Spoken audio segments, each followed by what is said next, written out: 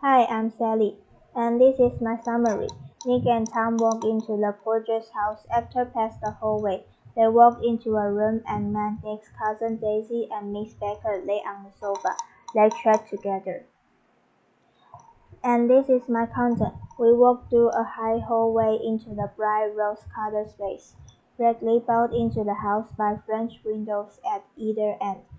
The windows were ajar and gleaming white against the fresh gray outside, that seemed to grow a little way into the house. A breeze blew through the room, blew curtains in at one end and out the other like pale flags, twisting them up toward the for- forced wedding cake on the ceiling, and then rippled over the wine-colored rag, making a shadow on it and as if dust on the sea. The only completely stationary object in the room was an enormous couch on which two young women were buoyed up as stood upon an arched balloon. They were both in white, and their dresses were rippling and fluttering as if they had just been blown back in after a short flight around the house. The French windows is built like this. It's not a window in French style. And the pale flag means the curtain in white. And it looks like the wedding cake. And the wild wine color rug. It looks like this. And the white here it means two young women are pure like the color white. Arched balloon it shows they are free like the balloons, but they are still limited by something. From the white curtain to the wine-colored rag, it represents from pure to dirty. The color white absorbs the blood and becomes the color red. I must stood for a few moments listening to the whip and snap of the curtain and the ground of picture on the wall. Then there was a boom as Tom Bunchen shut the rear windows and cold wind died out about the room, and the curtains and the rugs and the two young women ballooned slowly to the floor. The, the younger of the two was a stranger to me. She was extended full length at her end of the divan, completely motionless, and with her chin raised a little as he were balancing something on it which was quite likely to fall. The red line here it shows Tom is a self-centered person. He didn't ask people in the room whether they wanted to close the window or not. The blue line here it shows Miss Baker is not good at socializing with strangers. Her actions stiff due to the uncomfortableness. If she saw me out of the corner of her eyes, she gave no hint of it. Indeed, I was almost surprised in murmuring apology for having disturbed her by coming in. The other girl, Daisy, made an attempt to rise. She leaned slightly forward with a conscientious expression. Then she laughed an absurd, charming little laugh, and I laughed too and came forward into the room. I paralyzed with happiness. She laughed again, as if she said something very witty, and held my hand for a moment, looking up into my face, promising that there was no one in the world she so much wanted to see. The red line here it shows Daisy is a free person. Even there comes a guest, she still lay on the couch. The blue word it shows Daisy was really happy. She was stammering when she saw Nick. That was a way she had. She hinted in murmur that the surname of the balancing girl was Baker. I've heard it said that Daisy's murmur was only to make people lean toward her, an irrelevant criticism that made it no less charming. At any rate, Miss Becker's lips fluttered. She nodded at me almost imperceptibly, and then quickly tipped her head back again. The object she was balancing had obviously tottered a little and given her something of a fright. Again a sort of apology arose to my lips. Almost any exhibition of complete self-sufficiency draws a stunned tribute from me. The Rena here means Daisy is a confident person. She knows how to show her charms. The blue line here it shows Miss Baker is a shy person. She is not good at interacting with strangers. I looked back at my cousin, who began to ask me questions in her low, fearing voice. It was the kind of voice that the ear follows up and down, as if each speech is an arrangement of notes that will never be played again. Her face was sad and lovely with the bright things in it, bright eyes and a bright, passionate mouth, but there was an excitement in her voice that men who had cared for her found it difficult to forget. A singing completion, a whispered, "Listen," a promise that she had done gay, exciting things just a while since and that there were gay, exciting things hovering in the next hour. The Lorena here means Daisy wanted Nick to listen carefully to what she said, and the gay here means happiness. I told her how I had stopped off in Chicago for a day on my way east, and how a dozen people had sent their love to me. "Do they miss me?" she cried ecstatically. "The whole town is desolate. All the cars have the left rear wheel painted black at the mooring reef, and there's a persistent wail all night along the North Shore. How gorgeous! Let's go back, Tom, tomorrow." Then she added irrelevantly, "You ought to see the baby." "I'd like to. She's asleep. She's 3 years old. Have you ever seen her?" "Never." The blue line here is the situation is different from here. The town becomes desolate. And the red line here means Daisy is a naive person. Daisy didn't care about how bad the situation was. She just curious and wanted to go back to see the town. "Well, you ought to see her. She's—" Tom Buchanan, who had been hovering restlessly about the room, stopped and rested his hand on my shoulder. What you doing, Nick?" "I'm a bowman." "Who with?" I told him. "Never heard of them," she remarked decisively. "That's annoy me." "You will," I answered shortly. "You will if you stay in the East." The red line, Tom just checking. He didn't really care about what Nick replied him. "Oh, I'll stay in the East. Don't you worry," he said, glancing at Daisy and then back at me, as if he were alert for something more. "I'll be goddamn fool to live anywhere else." At the point Miss Baker said "absolutely" with such suddenness that I started. It was the first word she uttered since I came into the room. Evidently it surprised her as much as it did me, for she yawned and with a series of rapid, deft movements stood up into the room. "I'm stiff," she complained. "I've been laying on the sofa for as long as I can remember." "Don't look at me," Daisy retorted.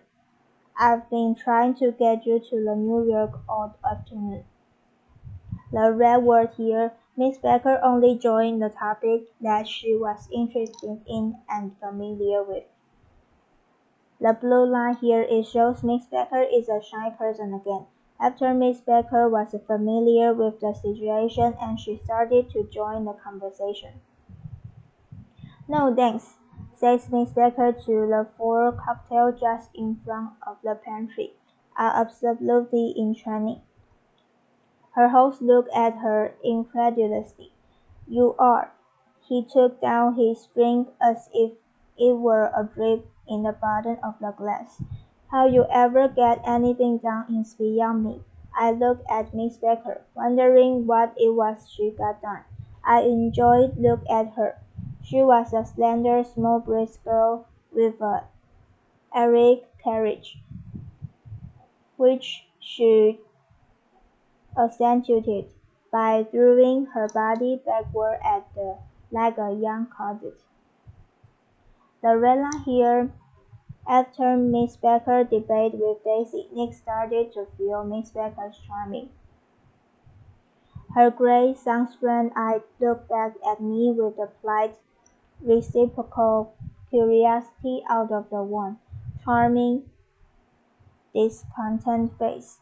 It occurs to me now that I had seen her, or a picture of her, somewhere before. "You live in West Egg," she remarked contemplatively. I know somebody there." "I don't know a single." "You must know Gatsby." "Gatsby?" demanded Daisy. "What's Gatsby?" It shows Miss Baker sure Nick knows Gatsby. Even Nick didn't finish his word. Before I could reply that he was my neighbor, dinner was announced. With his tense arm imperatively under mine, Tom Buchanan compelled me from the room as though he were moving a checker to another square. Steadily, languidly, their hands set lightly on their hips, the two young women preceded us out onto a rose-colored porch, open toward the sunset, where four candles flickered on the table in the diminished wind. "White candles," objected Daisy, frowning. She snapped them out with her fingers. "In 2 weeks it'll be the longest day in the year." She looked at us all radiantly. "Do you always watch for the longest day of the year and then miss it?" "I always watch for the longest day in the year and then miss it." The red line here shows Tom is an impatient person. He can't wait for the dinner and compel Nick from the room. The blue line here means Daisy didn't cherish. She just let the time pass away. "We ought to plan something," yawned Miss Baker, sitting down at the table as if she were getting into bed. "All right," said Daisy. What will we plan?" She turned to me helplessly. "What do people plan?" Before I could answer, her eyes fastened with their own expression on her little finger. "Look," she complained. I heard it." We all looked. The knuckle was black and blue. Lorella here. Miss Baker agreed to plan something, but she didn't want to think about the plan. And the blue words here, Daisy wanted others to put attention to herself. "You did it, Tom," she said accusingly. "I know you didn't mean to, but you did do it.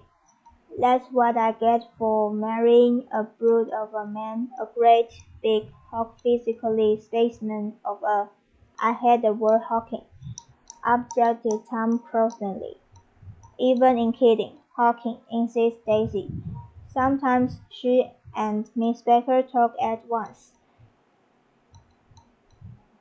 Obnoxiously and with a bantering inconsequence that was never quite chatter, that was as cool as their white dresses, and their impersonal eyes in the absence of all desire.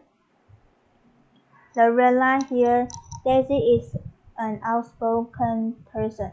She didn't care about Tom's feeling, even though Tom said he hates the word. The blue line here, The two young women are pure like the color white. They don't mind whether their words hurt people. They were here, and they accept Tom and me, making only a pleasant effort to entertain or to be entertained. They knew that presently dinner would be over, and a little later the even the evening too would be over and casually put away. It was sharply different from the West, where an evening was hurried from the face-to-face toward its close. It's a continuously disappointing anticipation, or else in sheer nervous dread of the moment itself. You make me feel uncivilized, Daisy. I confess on my second glass of quirky but rather impressive claret. Can you talk about crops or something? I mean nothing in particular by this remark, but it was taken up in an unexpected way. Civilization's going to pieces, broke out Tom violently. The red line here, even Nick went to the college. He still felt he can catch up with Daisy. It shows the differences between Nick in the middle class and Daisy in the upper class. The blue word here means Tom is a racist person. He thinks black people are going to overtake white people. Then the civilizations won't only belong to white people. And there is the Q&A. Using at least two adjectives to depict Tom by citing in text sentence. Never heard of them, he remarked decisively. Tom is a spontaneous person. I'm just checking. He didn't really care about what Nick replied him. Tom Buchanan compelled me from the room as though he were moving a checker to another square. It shows Tom is an impatient person. He can't wait for the dinner and compelled Nick from the room. Using at least four adjectives to depict Daisy by citing in text sentence. Daisy means the real stuff. In the story, Daisy is in the upper class just like the Minnie. An attempt to rise. She leaned slightly forward with a conscientious expression. It shows Daisy is a free person. Even there comes a guest. She still lay on the sofa. I know you didn't mean to, but you did do it. That's what I get for marrying a brute of a man, a great, big, hawk physically specimen of a. Daisy is an outspoken person. She didn't care about Tom's feeling, even though Tom said he hated the word. I've heard it said that Daisy's murmurs were only to make people lean toward her. An irrelevant criticism that Matt is no less charming. Daisy is a competent person. She knows how to show her charms. Using at least three adjectives to depict Miss Becker by citing in text sentence. Becker's means a small portable oven. In the story, Miss Becker is a small and slender girl. Also, she is like the oven. She needs time to warm up the relationship between people. She was extended full length at her end of the divan, completely motionless, and with her chin raised a little, as if she were balancing something on it which was quite likely to fall. It shows Miss Becker is not good at socializing with strangers. Her actions stiff due to the uncomfortableness. Evidently it surprised her as much as it did me, for she yawned and with a series of rapid, deft movements stood out into the room. It shows Miss Baker is a shy person. After Miss Baker was familiar with the situation and she started to join the conversation. Introduce the Jazz Age and tell how it's related to story. The Jazz Age was a period in the 1920s and 1930s in which jazz music and dance style rapidly gained nationwide popularity in the United States. Also, it is a period of intense racial segregation due to America's Jim Crow law. Black people forced to go to different schools and lived in different communities. The white people looked down on the black people. This kind of situation refers to the sentence civilizations going to pieces, broke out violently. In the story, white people though they are superior to black people. Black people could have the same treatment as white people. Thank you.